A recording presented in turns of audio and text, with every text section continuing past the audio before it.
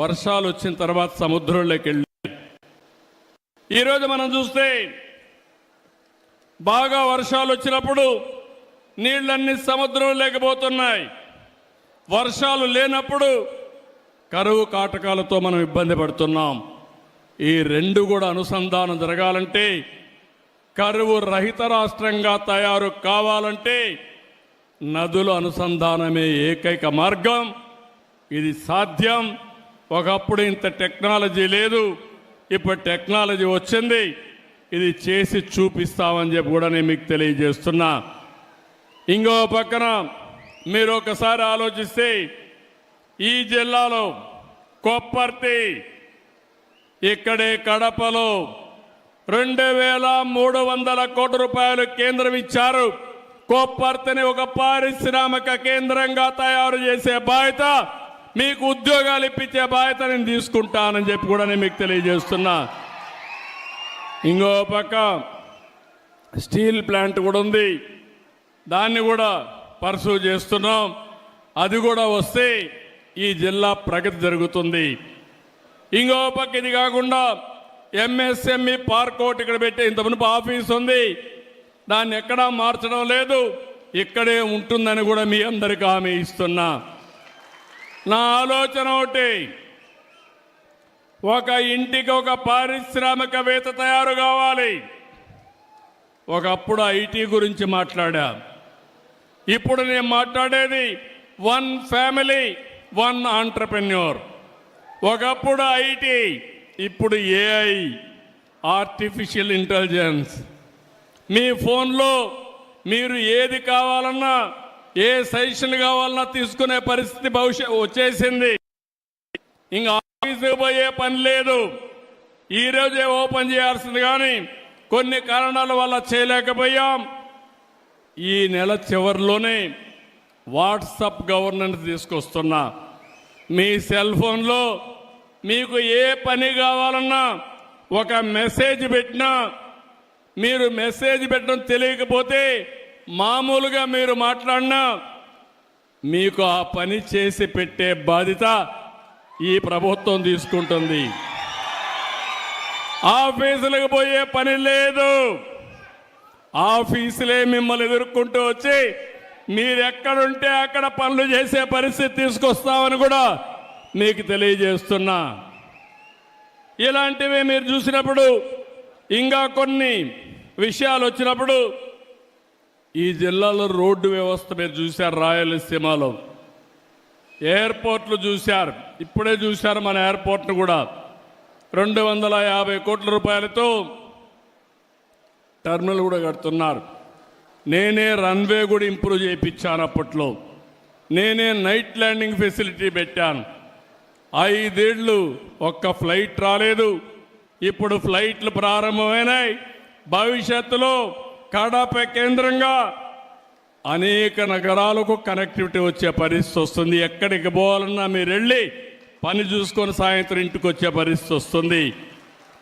అక్కడి నుంచి కడప నుంచి కూడా మీరు చూస్తే Gandikota one of the most beautiful place. అది ప్రపంచంలోనే 10 బ్యూటిఫుల్ ప్లేసులు గండికోట ఒకటి. దీన్ని నేను అప్పుడు అభివృద్ధి చేయాలని ప్రయత్నం చేశాను. దీనివల్ల చాలామంది పర్యాటకులు వస్తారు, టూరిజం అభివృద్ధి అవుతుంది, ఉపాధి అవకాశాలు వస్తాయి. ఇలాంటి చాలా జరిగే పరిస్థితి వస్తుంది. ఇప్పుడు ఇంకో పక్కన ఆంధ్రప్రగతి గ్రామీణ బ్యాంక్ ఇలాంటివన్నీ కూడా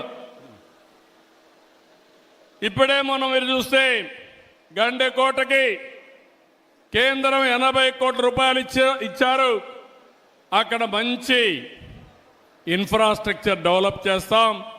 ఇన్ఫ్రాస్ట్రక్చర్ డెవలప్ చేసి మంచి హోటల్స్ కూడా కట్టించి ఎవరైనా సరే టూరిస్టులు వస్తే దీన్ని ఒక హబ్గా తయారు చేసే బాధ్యత ఈ ప్రభుత్వం తీసుకుంటామని చెప్పి కూడా నేను మీకు తెలియజేస్తున్నాను. ఇదే కాకుండా ఈరోజు ఇంకొకటికి వచ్చినప్పుడు ఆంధ్ర ప్రగతి గ్రామీణ బ్యాంకుది కూడా నా దృష్టి తీసుకొచ్చారు.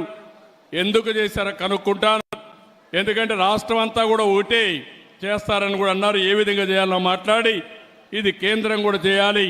ఇద్దరితో మాట్లాడుకొని ఏం చేయాలనో దానికి కూడా ఒక పరిష్కార మార్గం చూపిస్తాం. ఇంకో పక్కన మీరు చూస్తే ఇక్కడికి వచ్చినప్పుడు రాజోలి ఆనకట్ట ఇప్పుడే మన ఎమ్మెల్యే గారు చెప్పారు,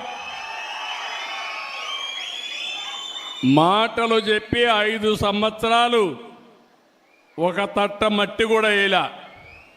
నేను హామీ ఇస్తున్నా, రాజోలి బండ ఆనకట్ట డెవలప్ చేసి 90,000 ఎకరాలకు నీళ్లు ఇచ్చి నీటి ఎద్దడి లేకుండా చేసే బాధ్యత ఈ ప్రభుత్వం తీసుకుంటాం.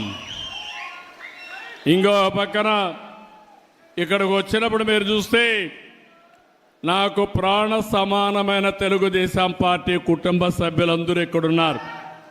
చాలా హుషారుగా ఉన్నారు మీరు. ఇంకా స్పీడ్ పెంచాలి. ఎన్టీ రామారావు స్పిరిట్ మీద రావాలి. మొన్న ఎన్నికల్లో మీరు చూశారు, ఒక చరిత్ర సృష్టించాం. తెలుగుదేశం పార్టీ పెట్టినప్పటి నుంచి ఎప్పుడు రాని విజయం వచ్చింది. 93% సీట్లు మనమే గెలిచాం. మనం తీసుకున్న నిర్ణయం మీరు చూస్తే జనసేన, బీజేపీ, తెలుగుదేశం కలిసి పోటీ చేశాం. తమ్ముళ్ళు, నేను చాలాసార్లు చూశాను, కానీ ఇటీవల కాలంలో గెలవని కడప పాత జిల్లాలో 10కి 7 గెలిచాం. ప్రస్తుతం ఈ కడప పార్లమెంట్లో 7కి 5 గెలిచాం. ఇంకొంచెం కష్టపడుంటే పార్లమెంట్ కూడా గెలిచేవాళ్ళం. ఆ 2 సీట్లు కూడా గెలిచేవాళ్ళం. ఇప్పుడు చెప్తున్నా మీ అందరికీ, 5 ఏళ్ళలో ఏం జరిగిందో చూశారు. ఈ 5 ఏళ్ళలో మీ జీవితాల్లో ఏ విధంగా వెలుగులు వస్తాయో మీరే చూడబోతున్నారు. ఆ తర్వాత 7కు 7 గెలిపించాలి, 10కి 10 గెలవాలి, పార్లమెంట్లు కూడా గెలవాలి. అప్పుడే అభివృద్ధి సాధ్యం. మీరు ఒక విషయం గుర్తుపెట్టుకోవాలి, ఈరోజు కేంద్రంలో ఎన్డీఏ పాలన ఉంది, రాష్ట్రంలో ఎన్డీఏ పాలన ఉంది. ఎన్నికల ముందు ఈ విధంగా నవ్వుతూ మాట్లాడిన సందర్భమే లేదు. కూర్చోవాలంటే భయం, ఇంట్లో నవ్వాలంటే భయం, దారిలో ఇంట్లో నుంచి బయట రావాలంటే భయం. మా ప్రెస్ వాళ్ళు ఎవరైనా ఒక ఆర్టికల్ రాయాలంటే వణుకు. 2430 జీవో గుర్తొస్తుంది మీ అందరికీ. కానీ తమ్ముళ్ళు, ప్రజాస్వామ్యంలో ఈరోజు మీరు స్వేచ్ఛగా ఉండగలుగుతున్నారంటే అది ప్రజాస్వామ్యం అని చెప్పి మరొక్కసారి తెలియజేస్తున్నా. విర్రవీగిన నియంతలందరూ కూడా కాలగర్భంలో కలిసిపోయారు. ఎప్పుడైనా సరే మనం చేసిన పనులే శాశ్వతం. ఎన్టీఆర్ గుర్తున్నాడంటే చనిపోయి 29 సంవత్సరాలైనా రోజు రోజుకు ఆయన పైన ప్రేమ ఆదరణ పెరిగిందంటే ఏంటి తమ్ముళ్ళు దానికి కారణం? మనం చేసిన పనులు అవునా కాదా? అలాంటివి మనం గుర్తుపెట్టుకోవాల్సిన అవసరం ఉంది. ఈరోజు కేంద్రం వచ్చిన తర్వాత నేను కూడా, మీరందరూ ఒక మంచి పని చేశారు. తెలుగుదేశం పార్టీ ఎన్డీఏ కార్యకర్తలు కూడా కష్టపడ్డారు, మెజారిటీ గెలిపించారు. 21 పార్లమెంటు సీట్లు గెలిపించారు మీరందరూ 25కు. ఇంకొంచెం కష్టపడి ఉంటే 25 గెలిచేవాళ్ళం. అని ఆ 21 సీట్లు ఒక సంజీవనిగా మారాయి. రాష్ట్రం అస్తవ్యస్తంగా ఉంది. వెంటిలేటర్ పైనుండే రాష్ట్రానికి ఆక్సిజన్ కేంద్రం ఇచ్చే పరిస్థితి వచ్చింది. ఈరోజు కష్టాలన్నీ తీరిపోయే పరిస్థితికి వస్తున్నాం, కానీ పూర్తిగా తీరిపోలేదు. అందుకే మీరు ఒక్కసారి ఆలోచిస్తే అమరావతి ప్రాజెక్ట్ని మళ్ళీ ఒకసారి అమరావతిని మనం గట్టెక్కించే పరిస్థితికి వచ్చాం. ఇంకో పక్కన పోలవరానికి ప్రాణం పోసే పరిస్థితికి వచ్చాం. విశాఖపట్నం రైల్వే జోన్ ఇచ్చారు. ఇంకో పక్కన నిన్ననే మీరు చూస్తే విశాఖ ఉక్కు ఆంధ్రుల హక్కు అని పోరాటం చేస్తే అది కూడా కన్నుమరుగయ్యే పరిస్థితి వస్తే 13,000 కోట్ల రూపాయలు ఇచ్చి కేంద్రం ఆదుకున్నారంటే అది ఒక చరిత్ర. ఆ చరిత్ర ఎన్డీఏ వల్లనే సాధ్యం కానీ వేరే వల్ల కాదని మరొకసారి మీకు విజ్ఞప్తి చేస్తున్నా. ఈరోజు అభివృద్ధి జరుగుతూ ఉంది. నేను ఒకటే మీ అందరికీ హామీ ఇస్తున్నా, భవిష్యత్తులో కూడా మీకు అండగా ఉంటాం. నేను అభివృద్ధి, సంక్షేమం, సుపరిపాలన నాందిగా మాట్లాడాను. ఎన్నికల్లో ఈ విషయమే చెప్పాను. నన్ను నమ్మారు, మా కూటమిని నమ్మారు, నన్ను మా మిత్రుడు పవన్ కళ్యాణ్ గారిని, బీజేపీని నమ్మారు, నరేంద్ర మోడీ గారిని నమ్మారు. మీరందరూ ఓట్లేశారు. ఈరోజు మీ రుణం తీర్చుకుని కార్యక్రమానికి శ్రీకారం చుట్టాం. ఈరోజు మీరు చూస్తే అభివృద్ధిని పట్టాలెక్కించాం. ఎక్కడికక్కడ ఒక్కొక్క పని చేసుకుంటూ ముందుకు పోతున్నాం. రాయలసీమలో కానీ రాష్ట్రంలో కానీ ఒక నేషనల్ హైవేస్ అన్ని 50,000 కోట్ల రూపాయలు ఖర్చు పెట్టి 3 ఏళ్లలో పూర్తి చేస్తున్నాం. 70,000 కోట్ల రూపాయల రైల్వే లైన్స్ అన్ని, రైల్వే స్టేషన్స్ అన్ని పూర్తి చేసే బాధ్యత తీసుకున్నాం. నిన్ననే అనౌన్స్ చేశాను. జిఎస్డిపి అంటే మన తలసరి ఆదాయం పెంచడం. ఈరోజు 12.94% వచ్చింది. నేను ఒక స్వర్ణ ఆంధ్రప్రదేశ్ విజన్ తయారు చేశాను. అందులో 15% పెరగాలి. 15% పెంచుకుంటూ పోతే ఈ రాష్ట్రంలో ఎవ్వరూ పేదవాళ్ళు లేకుండా అందరికి దగ్గర డబ్బులుండే విధానానికి నేను ఆలోచిస్తున్నా. పేదరికం లేని సమాజం ఎన్టీ రామారావు గారి కళ. దాన్ని జయప్రదం చేసే బాధ్యత నాదని మరొకసారి మీ అందరికీ హామీ ఇస్తున్నా. తమ్ముళ్ళు, ఇక్కడ మీరందరూ ఉన్నారు. తెలుగుదేశం పార్టీకి ఒక చరిత్ర ఉంది. ఒకప్పుడు నేషనల్ ఫ్రంట్ అధికారంలోకి తెచ్చిన వ్యక్తి ఎన్టీ రామారావు గారు. తర్వాత యునైటెడ్ ఫ్రంట్, నేనే ఆ రోజు కన్వీనర్గా ఉండి 2 ప్రధానమంత్రులు చేశాం. ఎన్డీఏ 1లో వాజ్పేయి గారికి సహకరించి మన రాష్ట్రాన్ని అభివృద్ధి చేశాం, సమైక్య ఆంధ్రప్రదేశ్ని. ఈరోజు ఎన్డీఏ 2 నరేంద్ర మోడీ గారి నాయకత్వంలో 14-19లో పనిచేశాం.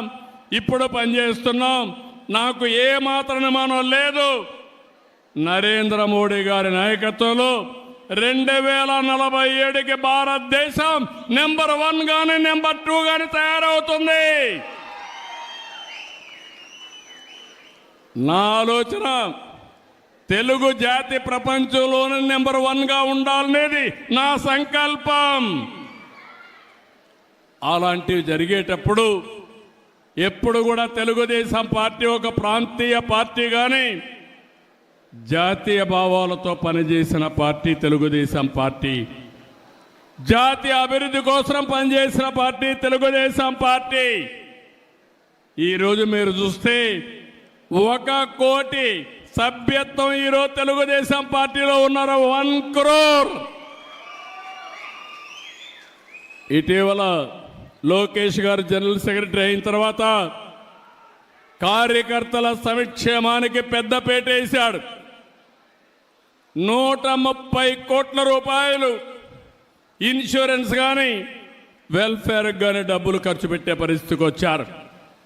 ఈరోజు 1 కోటి మంది సభ్యులకి ఎవరైనా యాక్సిడెంట్ జరిగిపోతే వాళ్లకు 5 లక్షల రూపాయలు ఇచ్చే ఏకైక పార్టీ భారతదేశంలో తెలుగుదేశం పార్టీ. ఇది ఒక చరిత్ర. మీ రుణం తీర్చుకుంటాం. కార్యకర్తల రుణం తీర్చుకుంటాం. అందుకనే రాజకీయంగా మిమ్మల్ని ఎదుగుదల కోసం ప్రయత్నం చేయడం, సంక్షేమ కార్యక్రమాలు చేయడం, ఆర్థికంగా పైకి తీసుకురావడానికి ఏమేం చేయాలనో అవన్నీ చేస్తామని చెప్పి కూడా నేను మీకు తెలియజేస్తున్నా.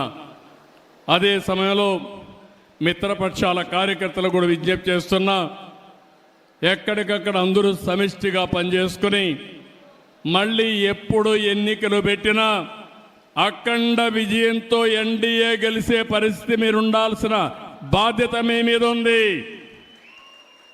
ఎప్పుడైతే నేను ఎన్నోసార్లు చెప్పాను, డబల్ ఇంజన్ సర్కార్, కేంద్రం రాష్ట్రంలో ఎన్డీఏనే ఉండాలి, అప్పుడే అభివృద్ధి పరిగెత్తిస్తుంది.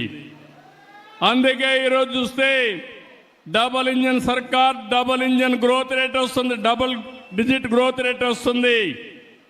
రెండు ప్రభుత్వాలు కలిసాం, పనులు చేశాం, 13% అభివృద్ధి జరిగే పరిస్థితి వచ్చింది. జిఎస్టిపి వచ్చింది. ఇది 15-16%కి తీసుకపోతే పేదరికం అనే మాటే ఉండదని చెప్పి కూడా నేను మీకు తెలియజేస్తున్నా. నాకు ప్రాణ సమానమైన తెలుగుదేశం పార్టీ కుటుంబ సభ్యులందరినీ మరొక్కసారి కోరుతున్నా, మీరందరూ కూడా ఇలాంటి ఎన్టీ రామారావు గారి యొక్క 29వ వర్ధంతి సభలో ఒక సంకల్పం చేయాలి. మీ ప్రాంతంలో జీరో పావర్టీని సాధిస్తామని, ఆ జీరో పావర్టీ సాధించిన తర్వాత ఆర్థిక అసమానతలు లేనటువంటి సమాజం కోసం నిరంతరం పనిచేస్తామని మనం ఒక సంకల్పం చేసి ముందుకు పోవాలి. ఇది సాధ్యం. చాలామందికి అనిపిస్తుంది, నేను ముందు మాట్లాడితే, ఒకప్పుడు ఐటీ మాట్లాడితే నన్ను ఎగతాళి చేశారు, సెల్ ఫోన్ మాట్లాడితే ఇదేంటన్నారు, సెల్ ఫోన్ తిండి పెడుతున్నా అన్నారు.